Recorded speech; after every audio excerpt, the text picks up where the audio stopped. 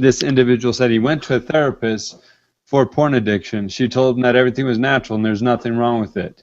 Yeah, I'm sorry to say this, but, and for any of you therapists out there, you know, I suggest you go get therapy as a therapist, because why are you trying to justify unhealthy and addictive behavior with your clients?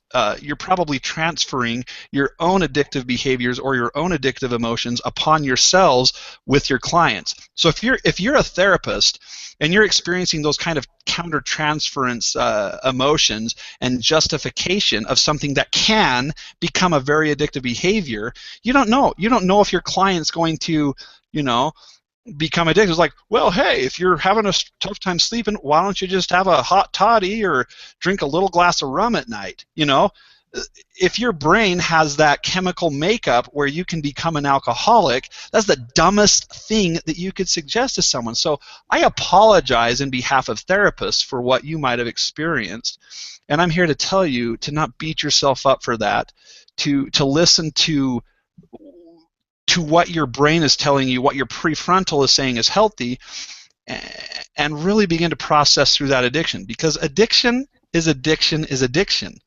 You know, I was working with a client who was getting on top of addictions, and then they started talking about how food was taking place of their other chemical addictions and pornography addictions, and they had this breakthrough. They said, you know what?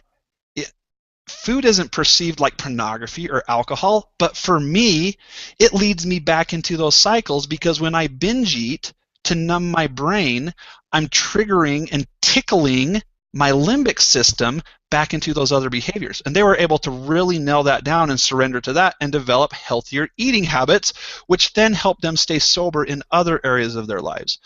So addiction is addiction is addiction.